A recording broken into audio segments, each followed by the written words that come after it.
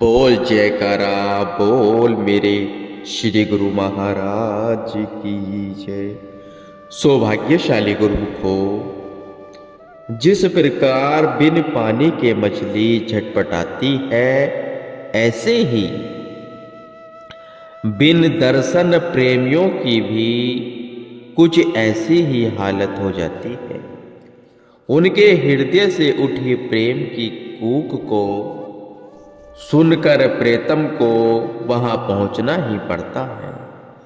ऐसे ही निर्मल रूह को पुकार को सुनकर आपने लंदन चरण पखारे।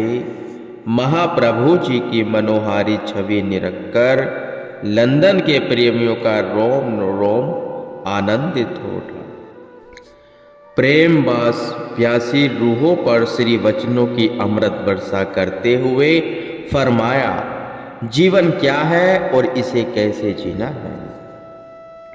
जीवन प्रभु की देन है और इसे प्रभु के गुणगाद गाते हुए ही जीना है। यह अति दुर्लभ है, लेकिन हर किसी को इसकी दुर्लभता का ज्ञान नहीं है। इस दुर्लभ देह को पाकर जो प्रभु के गुणों को अपनाता है, नाम में ही सुरती को लगाता है, श्री आज्ञा मौज में चलता है, वही सेवक ही प्रभु की भाता है, अन्यथा जीवन निरर्थक है। कहा भी है, जग का जीना है भला, जब लग हृदय नाम नाम बिना जग जीवना, सो दादू किस काम है। जैसे बूंद हो या सागर हो, दोनों की तासीर ठंडी होती है, और चिंगारी हो या भीषण अग्नि, दोनों ही तासीर गर्म होती है। इसी प्रकार कुल या जुज, दोनों की तासीर सुखदाई होती है। जीव जुज है और मालिक कुल है। मालिक कुल है, जीव ईश्वर परमात्मा का ही अंश है। ईश्वर तो सुख सागर है, फिर जीव दुखों से क्यों घिरा हुआ है। क्योंकि यह तोते और बंदर के न्याय लोभ और भ्रम में फंसा हुआ है, मकड़ी के जाल की भांति माया में जकड़ा हुआ है। भाग्यों से जब इसे सत्पुरुषों की संगति मिल जाती है, तभी इसे यह ज्ञान होता है कि मैं कौन हूं और किस लिए इस दुनिया में आया हूं। ईश्वर और जीव के बीच जो माया के आवरण है, वे सब सत्संगति से ही कटते हैं। पीड़ते दिन संगते श्री दर्शन के लिए आती रही। आप उनकी भावना अनुरूप उन्हें समय प्रदान कर और उन्हें उनकी समस्याओं पर निदान कर उन्हें नित्य प्रति भक्ति के पांचों नियमों को अपनाने में दृढ़ करने लगे। श्री चरणों का साम्य पाकर सबके हृदय प्रफुल्लित हो उठे। इस प्रकार बड़े ही प्यार से उन्हें सत्संगति का महत्व बताकर आपने नोटिंगम में कृपा फरमाई।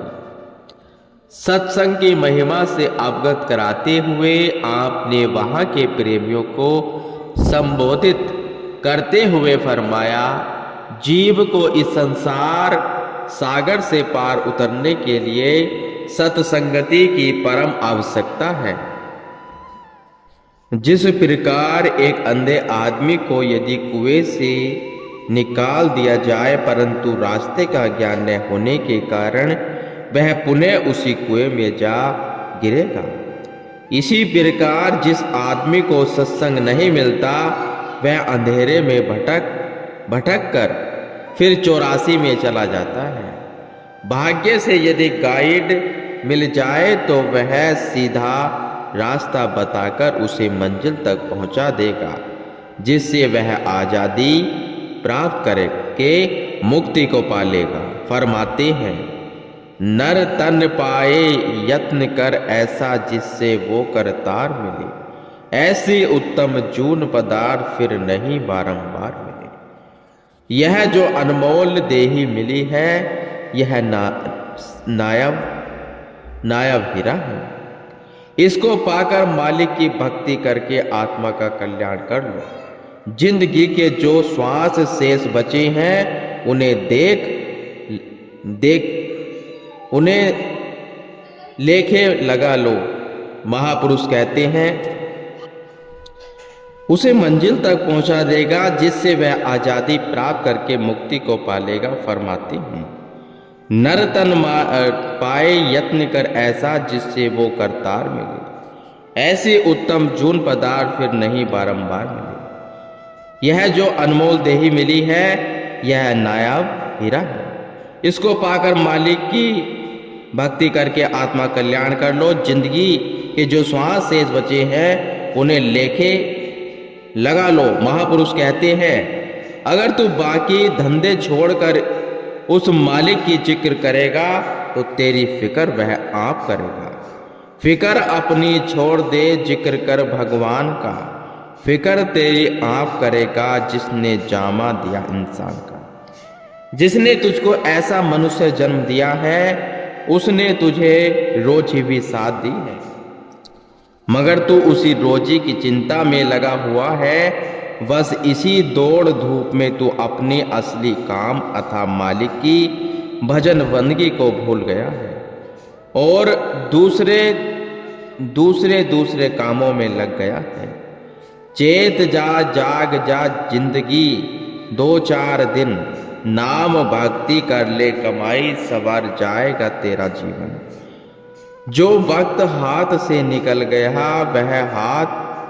वह तो हाथ आएगा नहीं। इसलिए जिंदगी के जो श्वास बाकी बचे हैं उनसे लाभ उठा ले, उन्हें व्यर्थ न गवा। नाम और भक्ति की कमाई करके अपने जीवन को सफल बना ले। साय समय आप सैर हेतु पधारे, सड़क के दोनों तरफ हजारों की घर बने हुए थे, परंतु वहां सन्नाटा छाया हुआ था, जैसे कोई वहां रहता ही नहीं हो। इतने में एक घर से कुछ बच्चे बाहर निकलकर आए। साधु मंडली को देखकर वे हर्षित होने लगे। अंग्रेज भी हैरान होकर इस दृश्य को देख रहे थे। उन्हें क्या पता कि भक्तों के बीच में स्वयं भगवान सुशोभित हो रहे हैं। माया में लिप्त उनकी दयनीय दशा को देखकर आपने वचन किए, यह विषयों की चाहत में अपना अनमोल जन्म जो में हार गए हैं। एक सेवक ने विनय की, प्रभु इनका निस्तार नहीं हो सकता। फरमाया है दुनिया में कुछ भी असंभव नहीं है। अनायास ही संतों का दर्शन हो जाना शुभ संस्कारों के फल स्वरूप ही होता है। संत दर्शन कभी निष्फल नहीं जाता। इन्हें अपने भाग्यों की एहसास हो या न हो, परंतु एक न एक दिन ये अवश्य मंजिल पर पहुंचेंगे। आपको पूर्व पुण्य संस्कारों के अनुरूप सत्संगति का सहयोग मिल गया है और उनकी कृपा से भलीभूत हो चुका है। अब इस भक्ति पथ पर दृढ़ता से कदम आगे ही आगे बढ़ाना है। सद्गुरु का सहारा लेकर जीवन को सफल बनाना है। भेद भरे इन वचनों को श्रवण कर सबने श्री चरणों में शीश झुकाना और आशीर्वाद पाकर निहाल हो गए। यहाँ सभी प्रेमियों को निहाल कर आपने ल्यूटन शहर में एक भक्त जी के घर कृपा की। साय समय वापस लंदन कृपा फरमाई। सभी प्रेमी गुरमुखों के चेहरे पर रौनक बाहर आ गई। एक दूसरे को बधाइयाँ देते हुए प्रभु मिलन के भजन गाने लगे। आपने फरमाया सत्संग में लगन बढ़ाने से ही जीवन बरकत मिलती है और कभी हानि नहीं होती। नित्य प्रति सत्संग में आने से मुक्ति का द्वार खुलता है और नाम की दौलत मिलती है, जिसे पाकर हृदय कमल खिल उठता है। जिस प्रकार पेट की सुधा को शांत करने के लिए भोजन की आवश्यकता होती है, उसी प्रकार आत्म दृष्टि के लिए सत्संग अति आवश्यक है। इसलिए प्रत्येक गुरुमुख का फर्ज हो जाता है कि वह अधिक से अधिक समय सत्संग में लगाए, ताकि उसका लोक परलोक सुखी हो और उसे मालिक की प्रसन्नता प्राप्त हो। प्रेमी जन दूर दूर से आकर श्री दर्शन लाभ प्राप्त करने लगे और सत्संग की पावन सुरसरी में मंजन कर आपने भाग्य मनाने लगे। इस प्रकार 1 मास तक विदेश में रहने वाले गुरुमुखों को आत्मिक लाभ पहुंचाकर आपने अपने देश भारत में कृपा फरमाई। खुशियों की सहनाइयां गूंज उठी, ढोल मंजीरे लेकर प्रेमी जन अभिनंदन एवं सुस्वागतम के गीत गाने लगे। विदेश में नाम की ज्योत जगाकर घर आए मेरे शहंशाह, गाकर नगमे खुशियों के बहारों ने स्वागत है किया।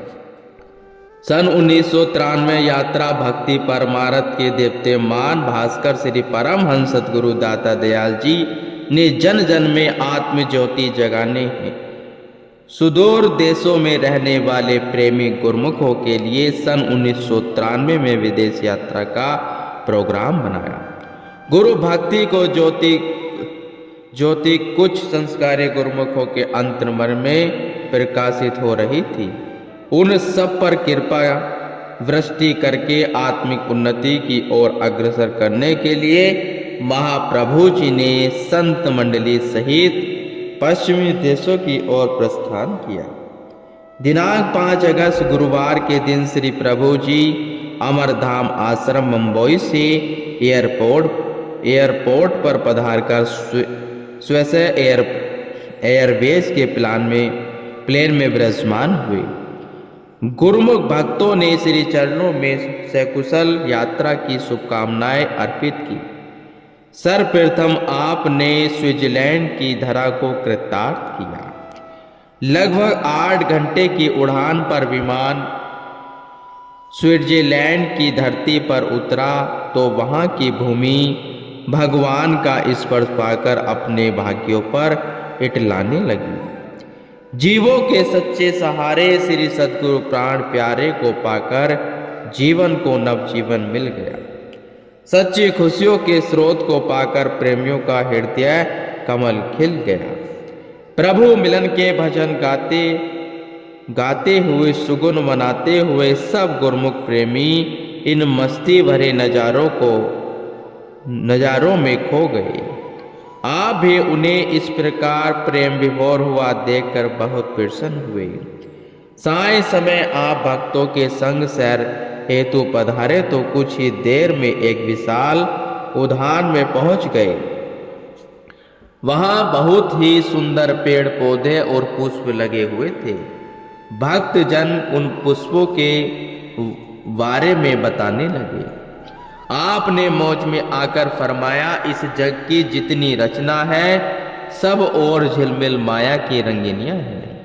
इस माया में जो दिल अटकाता है वह जीव सदा दुखी और परेशान रहता है। इस दुनिया में रहना है परंतु फंसना नहीं है। संतों ने जग में रहने की जो युक्ति समझाई है उसे अपनाकर अपने मकसद को पाना है। श्री परमहंस दयाल जी ने इसलिए ही श्री आनंदपुर रूहानी दरबार की रचना की है। जो भी इस दरबार में आकर शीश झुकाता है उसकी सभी चिंता वह कल्पनाएं दूर हो जाती हैं। सुरती दुनिया से हटकर अंतर्मुखी हो जाती है। जिसका मन परमात्मा से जुड़ गया है वही परम आनंद को पाता है। ऑस्ट्रेलिया से एक भक्त और भक्तानी श्री दर्शन करने हेतु यहाँ आए। भक्त जी ने मन में अनेक संशय और भ्रम थे। मन में कछु अटपटे भाव भी थे। कुछ पिछले जन्मों के संस्कार थे जो उनका इधर झुकाव हुआ। अपने घर में वह और उसकी भक्तानी धार्मिक पुस्तकों का अध्ययन किया करते थे और नित्य प्रति पाठ भी किया करते थे। हर ग्रंथ में गुरु की महिमा को पढ़ते पढ़ते उनके मन में भी पूर्ण गुरु धारण करने की तीव्र इच्छा जागृत होने लगी।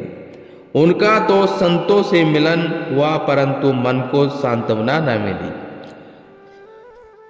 जहां चाहे वहां रहा। संयोग से किसी भक्त द्वारा उन्हें पता चला कि श्री आनंदपुर के महाराज अधिराज श्री सद्गुरु महाराज कुछ ही दिनों में स्विट्जरलैंड में कृपा करने वाले हैं।